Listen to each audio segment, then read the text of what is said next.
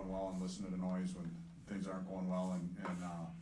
I think our guys really got back to playing our way, and thankful for the crowd. I thought Amman was electric, and even tonight, like we were down 1-0, we tied it. We're down 3-1, we tied it. We're down 4-3, we tied it, and we had to kill penalties off and stuck with it. And it was good to see the guys get rewarded.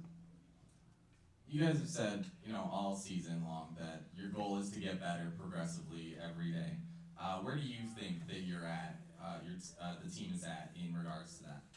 I think we're getting better for sure. I think I don't think as a coach I told our guys, I respect them so much. Like we have a really high standard, and so we're going to hold them to that standard, and we're the way we want to play. So, and we can't think we've arrived because we had a good weekend. Obviously enjoy it, and that's important. But we got to stay hungry, and we got to keep growing our game. After the last two nights, you need to get 2 goals behind more often. And what do you tell the team when they're there to get that one back? You know what? I think it's just kind of been our message from the start of the year. Is like it's always about the next shift, and you can't get flustered, you can't get rattled. You got to play with poise, you got to play with composure, and sometimes there's fake emotion in the game when people are yelling and screaming. I really like our bench. We sit on the bench. Where no one's panicking, and I think that's important to play the way we want to play. You got to have your head about you, and so I don't think there's any special message, and I think that's what I like about this team, and I think they just want to keep getting better, and they believe they can keep getting better, and they're not worried about the score. They're worried about quality of play. I think you called it a character win last night, and I'm wondering in terms of you guys have faced adversity at times this year, but not something like this. I'm wondering in terms of the value of a weekend like this and coming after some real adversity for the first time, and is this new for this group and what they've had to overcome and what you've seen from them? Yeah, this is probably the first real big bump, that we've had, and but again, I don't think we talked to the guys at the start of the week. Like I'm excited about that because we got to go through this and we got to find out what we're made of, and there's actually more opportunity for growth when things don't go your way if you have the right mindset.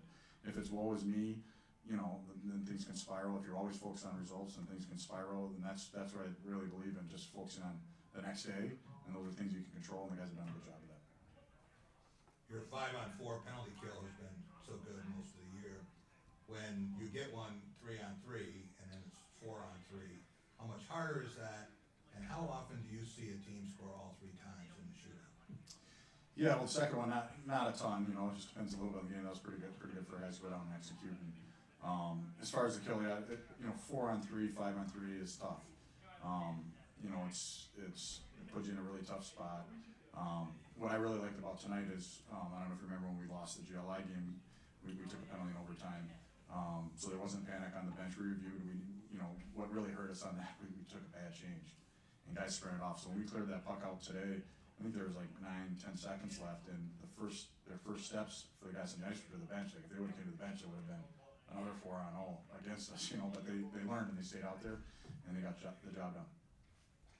Yeah, what did you think was the biggest difference today after going down 2-0 and then coming on strong in the third period and to finish the game? What did you kind of tell the guys to kind of re-energize them and make sure they didn't put their head down? Yeah, I think it's just a mindset. Like we take pride in the way we practice. We take pride in the way we train, and we really think that in the third period we should be playing our best hockey. And I think it's a mindset going into it. And our guys know it, so I think that gives them a little bit of confidence and swagger. And we can't lose that either of understanding you can't come to practice and man, coach, this is too hard. It's like, well, you want this to happen, then we got to keep doing it. So so far the buy-in's been great. So obviously Jag with the hat trick, and then Dorr and Russell both with shootout goals. What was the first line doing so tonight just to be so effective the way they are? Yeah, I think they've been pretty consistent throughout the year. Maybe the puck hasn't gone in. And I thought that a little bit, Carson early on was a little light on his stick, and that was a great learning moment for him. It's like stuff happens in a game, and you want to be a pro or you want to be a big time player. Like mistakes are going to happen, so you got to lock back in. And I thought he did a really good job of that. Jags really brings a lot to that line. He can his ability to extend plays in the offensive zone and his strength on the puck, and obviously he's great around the net. And he understands his role. I think it's really important. Player development is understanding who you are and what makes you great. and then Russ really works, you know, and so you combine those three together when they're playing the best, it looks like that. I was wondering if you could just kind of evaluate on what you thought about the team's defensive play, especially in transition. You know, I thought there was times where we were really good, and our gaps were really good. I thought there were other times where our D didn't work up the ice and set their gap, and then they got a ton of speed coming at them, and obviously Penn State's a really good team, so that's an area of our game. You know, I think when we're playing our best, it's really tight today. I don't think it was perfect, but I thought the guys reined it in the second half of the game. Adam, do you practice the shootout and practice to see who's good, and then how do you determine who's going to take the shots? We don't. I mean, guys will do it after practice. We don't like set the time, aside to do it. I think every coach has different thoughts on it. I think sometimes we got guys that have a history of scoring, and they got confidence. They got it's about your A move, and so yeah, but we don't spend a ton of time practicing it. I know you spoke on the defense, on the crowd yesterday. Obviously Mun's been, kicking, rocking, whatever you want to call it, for this year, just better than in past years.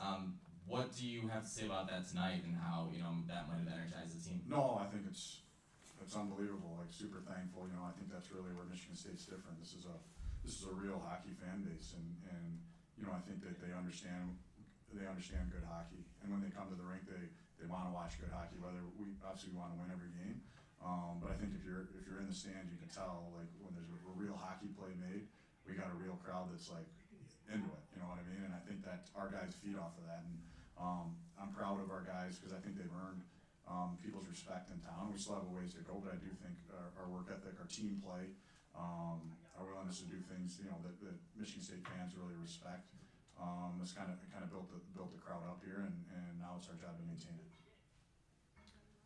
Last night, Cole Krieger with the big goal. Tonight, it didn't look like Christian Krieger could even move at the end. He got hit there, and then he dove into the boards to get that puck out. What did you think when you saw him do that, knowing that he was hurt? And what does it mean to get those guys back and what you're trying to build when they were gone? Yeah, no, I mean, I'm super thankful for the Kriegers. I think they've had a really big impact on our team. I think they come from a great family. Their dad's a coach. They understand the team. And when you talk about leadership, I think they command a lot of respect in the room. And you saw it. Obviously, it shows up on the score sheet. Cole scores some goals here for us, and then but Christian coming back from his injury, being a leader with the guys that aren't in the lineup, pushing himself to get back in the lineup, and then that type of effort. I mean, that's character stuff, and I wish I had him for another 3 years, for sure.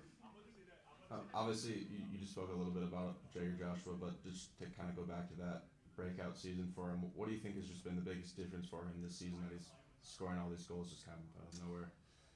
Yeah, I mean, I think, I didn't spend much time like analyzing Jag's game before. We kind of just got here and looked at what we have, and I don't know. I saw a big, powerful guy that wants to play a power game, that's got maybe better hands than people give him credit for, and maybe that he thought. And he's really done a good job in practice. I think that's where it's at. And I talked to him right before Christmas and said, hey, this is, like, you want to take that next step. Like, you should be the most dominant player in practice. Like, when I leave the ice, it should be no question. And that doesn't mean you're toe dragging guys or dips you or whatever. Like, dominant in your identity. And so far he's done that, and I'm confident he'll keep doing it. And also just a minor tweak, pushing Eric Mindorf up to the second line, reuniting with Davidson, a guy who he's had a strong connection with, particularly last year. I guess just what went into that decision. Yeah, I think we did it partway through the Friday game yesterday, and I mean, that's a little bit of the culture we're trying to. You play better, you move up, and that's. I thought he had a really good game yesterday. I thought he's played really well, and I'm super proud of Mitty because, Mitty's a guy that's got a really strong hockey background. He's a national team kid. He went in as a true freshman. He was a captain of Chicago Steel, and I know he wants to be on the power play. Hasn't been at all the whole time, since we took over, and but we're trying to establish, like, you get what you earn, and he's earned more, and he's playing well. Obviously you guys don't play next weekend. How do you kind of keep this momentum going when you're playing Minnesota? Yeah, I mean, obviously a big test. I think Minnesota's the toughest team we've played, and again, we're just going to we've laid that foundation that it's not about in the weekend, it's not about next weekend, it's about Monday's practice, and keep that mindset and just keep building our game. we're gonna bring Jagger in next, okay? All right, thank you. Appreciate it.